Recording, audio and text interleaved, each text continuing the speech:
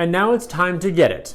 Why? Because I'm finally under 524. Hey everyone, it's Mark. I'm here to help you put more money in your pocket through credit cards and smart financial habits. If that sounds good to you, do me a quick favor and click on the like and subscribe button down below. Also check out the links down below in the description area to get some cash back when you shop online through Rakuten, to get $25 when you open a SOFI checking and savings account and deposit just $10 or more, and to view my all new site with some great credit card offers that I've organized into different categories to help you find the cards that you like best. Now, if you saw my prior video about the 5 credit cards I want most in 2022, you saw that I mentioned the Chase Inc. Business Premier credit card. But I am running out of time and patience because as of the recording of this video, the website/landing page still says coming soon, and it has said that for months. And frankly, I have no idea how much longer the wait is going to be because this card is severely delayed with its initial launch. However, I've still got business expenses, taxes, moving expenses, and more to pay, and my life cannot be on hold just for Chase, because I already waited 2 years to get under 524 in the first place. So today is a day of progress, and moving forward, I'm going after the Chase Inc. Business Preferred credit card instead, because that one is available live right now with a huge 100,000 point welcome bonus. So let's walk over to my computer and see what happens with this application. Are you excited? Because I am. Okay, so here we are on Chase's website. I'm now going to go to the business tab up here in the top left, and then scroll down a little bit here to the center where it says business credit cards. And now we can see the various Inc. branded cards that we have here. So I've gotten these in the past, and now what I want to do is add the preferred to my overall business card collection. The current offer is to earn 100,000 bonus points after you spend 15K on purchases in the first 3 months of account opening. That's equal to $1,000 of cash back or $1,250 towards travel via the Chase Ultimate Rewards portal. So I like the sound of that. I'll zoom back out. Let's go ahead and learn more. The card also has a bunch of great 3 point per dollar categories, including shipping, advertising, internet, cable, phone services, and travel, up to 150K spent per year. Plus a $95 annual fee, so pretty modest for what it offers. Let's go ahead and normally what you can do here is, of course, apply by signing into your account. That'll be much faster. It'll expedite the form filling out. But I'm going to apply here as a guest. That way you can see the full form in its entirety to help guide you along the process in case you want to apply for it yourself. Let's get started. So the first thing here is the authorizing officer title, basically your role in the business. So for me, of these options here, I am the owner of my own business. Do your first name, middle name, last name. There we go, Jeffrey Mark Reese. I do not have a suffix to my name, that's optional anyway. Date of birth, I'll populate that, plus the mother's maiden name. And now we have the tax ID type. So it's either SSN, social security number, or via the drop down, your ITIN, individual tax ID number. So whichever one you have, select that option, enter the digits to the form on the right-hand side here. Then the address type here will be, of course, where you currently live. So this is either domestic or military. Either types are valid. Select the one that corresponds to where you live, and then fill out the details right below that. So I'm gonna fill out this middle section here with my personal address and be right back. Then below that, it'll ask you for your email address and your phone number and your gross annual income. So fill out those 3 fields there. If you're wondering what you can include versus not for your income, read this text right here. It tells you what the different eligibility requirements are for that total number. Continuing on down with the form, we now have the business info section. So everything we covered prior was all about your personal address, your personal email, phone number, all that stuff. Now we get into the business where you want to select your legal business structure. So if you formed an LLC, a corporation, partnership, nonprofit, select the one that corresponds to your business entity. If you're just an individual, for example, a gig economy worker, if you do consulting, stuff like that, and you don't have a legal structure formed at this time, just do sole proprietorship, which refers to one individual. Right now, I'm in between LLCs. I dissolved an old one. I'm going to be making a new one in the near future here. So in this limbo phase that I'm in, I'll be doing a sole prop for this application. Legal business name, Jeffrey M. Reese is fine with my initial, and the desired business name on the card, again, as a sole prop, I'll just spell out my full name, Jeffrey Mark Reese. That way I've got just my own name branded on the card when it comes to me in the mail, if I get approved. I'm already speaking as if I got approved, but I'm really hoping that will be the case, of course. Let's scroll down a little bit further. Does your business use another name like a trade name, doing business as? What's behind my thing here? Nope. I don't have a DBA, so I'll say no. Your tax ID type. So again, if you have your own LLC, corporation, etc., you'll have an employer identification number, an EIN. If you, again, don't have that, you can still use your social security number once again. So if you typed it before, type it again a second time. This time it's for the business section here. So I'll type this in, be right back. Okay, so now is your business's physical address the same as your personal address? Right now, yes it is. I work at home. Otherwise, if you say no, it'll give you new form fields to fill out in case you have different work versus home addresses. Number of employees, it says here, enter the number of all employees not including yourself. Enter 0 if you're the only employee. So unlike some other applications where you do count yourself, I believe certain banks do require you to count yourself, so at least one. Chase put 0 if you're just the sole owner / employee of your own business. Business phone number, if it's the same as your personal, that's okay too. You can have a separate line, place that there. And it also says that by giving Chase your number, they have the right to give you automated calls and texts with more information to get in touch with you should they need to. So you just be aware of that. Business established date, whenever you formed your business or you got your first revenue recognized, whatever the starting date that made sense for your business, put the date there in month and year format. Also, your annual business revenue will be placed to the right. Okay, up next we have the business category. So this will be, of course, very unique to you, wherever or however you operate your business. For me, this is all an online business, so it will likely be information, which made sense for my ideal.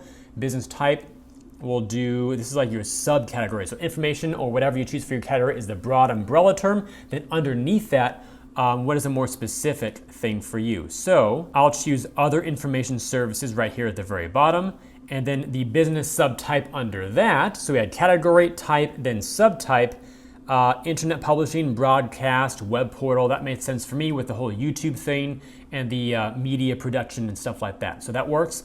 NAICS code, North American Industry Classification Code, that will automatically populate based on the 3 selections that you chose, just in terms of your business type based on economic class and activity. So estimated monthly spend here, that's the average monthly amount you would charge on this card. Of course, if you don't know exactly, especially if you have a young business, just do your best estimate. Chase just wants to, of course, get a feel for their risk in terms of their underwriting criteria. So estimated monthly spend, fill that out, and then we'll move on to the bottom section, which is actually very simple and really exciting because it involves submitting the application. All right, looking good so far. The final step here is, would you like to add any employee cards, basically the equivalent of an authorized user on the business side? For me, that's a no. Then we have the pricing information, all the rates, the annual fees, late payments, what the grace period is, the minimum interest charge, all that stuff. So of course, with any credit card that you apply for, business, personal, doesn't matter, always make sure that you read these, at least skim them to understand what you're getting yourself into and what you are liable for, what you're not liable for, etc. So this is very typical from all the other Inc. business cards that I've gone through before. So that looks good to me. Certifications, go through those bullet points as well. And finally, agree to the above and oh boy, the submit button. Now it's really big and I'll make myself go down right next to it, also really, really big. Are you all ready? 3, 2, 1, and here we go. It's thinking really hard. Ooh, they're working on it, my request. Thanks for your patience. You are welcome, JP Morgan Chase. I'll zoom back out in case the result comes through so we can see it better. Ooh, application status, in review. Let me zoom back out. Okay, in review is the status right here. We'll let you know about our decision in writing as soon as we can. If you're approved, you'll receive a card in 7 to 10 days. Please do not resubmit your application. All right, no ID number or any reference points like that. Okay, I'll go ahead and close that. And now back to the login page. Okay. Oh boy, but I just received an email right here at 10:26, so it's 10:27 per my clock up in the right corner, so about a minute ago, and it says, congratulations, we have approved your request for a Chase credit card. Boom, that's a good day right there. You'll receive a new card and a welcome kit in the next 3 to 5 business days. Thank you for choosing Chase. Of course, you're welcome, Chase. Nothing else, general stuff down here. Okay, cool. I'm quite excited, can you tell? Now, out of pure curiosity, I'm wondering if the card is already showing in my online account that quickly, or if there's of course going to be a delay where I've got to wait for it. So let's go back to Chase's website. Here was that login page that we saw earlier. I'll log in right now. We don't recognize this device. Okay, send a notification to my phone. Next. There's the notification. Probably a little bit blurry if it doesn't focus, but there we go. Let me do that. Am I trying to sign into chase.com? Yes, I am. It's me. And there it goes. Cool. All right, we're now in. Let me expand the credit card section right here. And yes, it is appearing right there as the fourth one on the list. For some reason, you can actually change the names, what they're called nicknames, of the cards in your accounts to whatever you want. But the business cards, you cannot name them on your online profile. I'm not sure why that is. So I've got like my Inked Business Cash, Inked Business Unlimited, my Marriott Bonvoy business card, which is an old discontinued card, but Chase still services that account. But the one right here, number 4, is the last 4 digits I don't recognize, so that must be the new card. Let's click on it. It's the new card right there. You can see the card art, the business preferred right there. Available credit, $18,000. Extremely happy with that. That's fantastic. So my goal here, of course, for my first major payment will be to pay taxes on this card for my business ventures and all that over the past year of 2021. That's about 14 grand. So I was hoping for a limit that would be able to accommodate that single purchase plus other stuff that I have upcoming too. So that will be a great one to use, of course, for utilization, not that it really matters, but 14,000 out of 18,000, whoa, is going to be a 77% utilization. But because it's a business card, that high utilization, close to being maxed out, will not be reported to my personal credit report, so it won't affect my credit score. That's one of the reasons why I love business credit cards for high balances and big purchases. Boom! Now that's what I call a good day. Time to celebrate with some brownies from Target. Or 2. Oh yeah.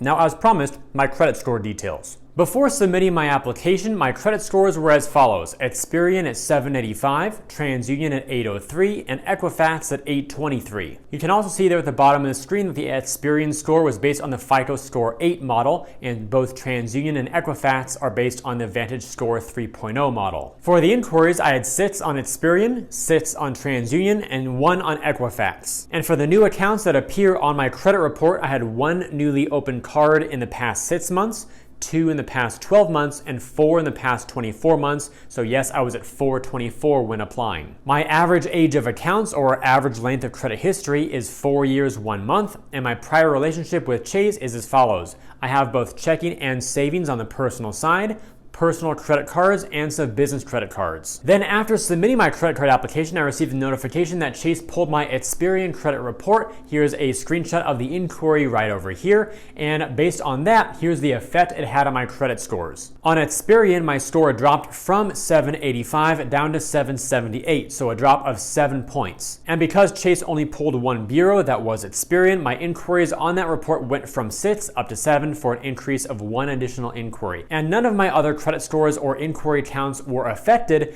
because only 1 report, that is Experian, was pulled. Same goes for my other factors like new accounts, average age of accounts. None of that is affected because as a Chase business card, it will not appear on my personal credit report. Therefore, it cannot affect my personal scores in other ways. And with all that said, if you enjoyed today's video and believe it could benefit other people, then please help me get it in front of them by liking this video, subscribing to the channel, and turning on those notifications. Also, check out the links down below in the description area to get some cash back when you shop online through Rakuten, to get $25 when you open a SOFI checking and savings account and deposit just $10 or more, and to view my all-new site with some great credit card offers that I've organized into different categories to help you find the cards that you like best. I thank you all for watching today's video. I hope it brought you some great value and helped you understand what to expect when going into a Chase business card application. I look forward to seeing you in future uploads, and while you're waiting on my next video, remember always that you are great.